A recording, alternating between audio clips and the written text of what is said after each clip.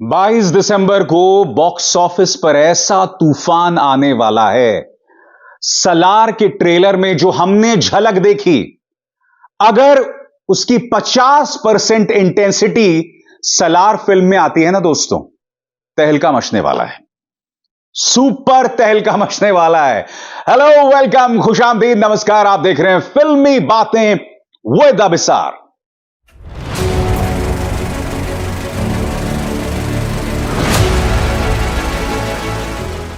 फिल्मी बातें विद अभिसार। दोस्तों, अगर फिल्म बनाना सीखना है ना, तो साउथ से आने वाले डायरेक्टर से फिल्म बनानी सीखनी चाहिए। आप केजीएफ में देख चुके हैं एक फिल्म को किस लेवल पे पहुंचाया जाता है, और अब वही डायरेक्टर यानी प्रशांत नील लेकर आ रहे हैं सलार। और सलार को हमने और डिटेल में देखा है उस ट्रेलर के जरिए जो दर्शकों के सामने पेश किया गया। सबसे पहले मैं आपको बतलाना चाहूंगा दोस्तों, इस ट्रेलर से क्या क्या पता चलता है। इस ट्रेलर से सबसे पहली बात यह पता चलती है कि प्रभास का कैरेक्टर और सुकुमार का कैरेक्टर बचपन के दोस्त हैं, और फिर प्रभास का कैरेक्टर उनसे जुदा हो जाता है, उनसे दूर चले जाता है। यह शहर है खंसार का, और खंसार में एक युद्ध शुरू हो चुका है। खंसार में लोग कब्जा करना चाहते हैं, और फिर सुकुमार याद करता है अपने दोस्त प्रभास को, और फिर ट्रेलर में उसकी एंट्री दिखाई जाती है। मगर इस एंट्री से पहले एक बहुत दिलचस्प कॉन्टेक्स्ट दिया जाता है। यह बताया जाता है कि जो खंसार का शहर है, इसका 1000 साल पहले का इतिहास है, जहां 3 सेनाएं आपस में लड़ती थीं। और जिस तरह से पिक्चराइज किया गया ना दोस्तों, वो माइंड ब्लोइंग है। मैं आपको बता दूं, हालांकि आप जब इसकी सिनेमैटोग्राफी देखते हैं, इसका कैमरा वर्क देखते हैं, तो आपको केजीएफ की याद आती है। तो इसलिए मैं सोच रहा हूं कि कहीं सलार केजीएफ यूनिवर्स का हिस्सा तो नहीं है। हालांकि जब आप ट्रेलर देखते हैं तो आपको ऐसा लगता नहीं है कि ये दोनों कहानियां कहीं पर आकर मिलती होंगी। मगर जैसा कि आप जानते हैं, सलार पार्ट 1 है, फिल्म का नाम है सलार पार्ट 1 सीज फायर। हम नहीं जानते हैं कि आने वाले पार्ट्स में क्या ये केजीएफ से आके मिलती है। मगर अगर हम इस कहानी की बात करें, तो सुकुमार का कैरेक्टर प्रभास को याद करता है, जैसे कि मैं आपको बता रहा था। और फिर प्रभास आता है अपनी एक आर्मी के साथ अपने दोस्त को बचाने, खंसार शहर को बचाने।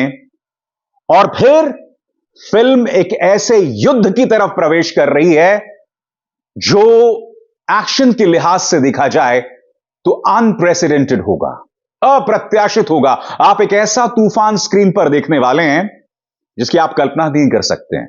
और ये तमाम चीजें आपको ट्रेलर से पता चल रही हैं दोस्तों। इसका एक्शन का लेवल क्या होगा, इसका एक्शन का कैनवस क्या होगा, परफॉर्मेंसेस की इंटेंसिटी क्या होगी।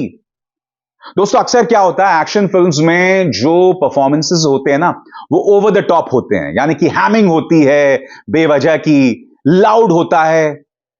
मगर इसमें चाहे सुकुमार हो, चाहे प्रभास का कैरेक्टर हो, सभी रोल्स, बाकी जो छोटे छोटे किरदार हैं जिन्हें मैं भी नहीं जानता हूं, मैं सिर्फ इन दोनों को जानता हूं, और श्रुति हासन को, चाहे प्रभास का कैरेक्टर हो, सुकुमार का कैरेक्टर हो, या बाकी छोटे छोटे कैरेक्टर्स, हर कैरेक्टर की आंखें बोलती हैं, हर एक की इंटेंसिटी को आप महसूस करते हैं।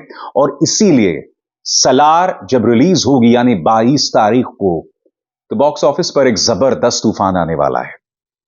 दोस्तों, इंडियन फिल्म इंडस्ट्री के लिए यह साल एक गोल्डन पीरियड है। और हम ये ना भूलें, 21-22 को डंकी भी आने वाली है। हालांकि डंकी एकदम हटकर फिल्म है, उसका सलार से कोई लेना देना नहीं है, क्योंकि सलार एक out and out intense dramatic action film है। इसे आप सिर्फ एक्शन फिल्म नहीं कह सकते दोस्तों, यह दो दोस्तों की कहानी भी है, जिनकी दोस्ती में हो सकता है आगे जाके दरार आ जाए। ये दो दोस्तों की कहानी है, उनकी इंटेंसिटी है, उनकी जद्दोजहद है, उनकी कश्मकश है, और इन रिश्तों का कथारसिस है जो आप इसमें देखते हैं। तो यकीन मानिए दोस्तों, इस ट्रेलर को देखने के बाद अब सवाल ही नहीं पैदा होता कि मैं film first day first show ना देखूं। यह फिल्म मैं फर्स्ट डे फर्स्ट शो देखूंगा, और आपके सामने इसका रिव्यू भी पेश करूंगा। दोस्तों, 22 दिसंबर को अगर डंकी या सलार में कोई भी कमजोर फिल्म हुई तो यकीन मानिए वो कमजोर फिल्म साफ हो जाने वाली है।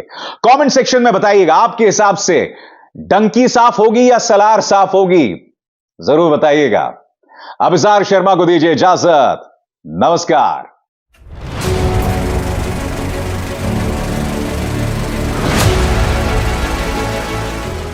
फिल्मी बातें विद अभिसार।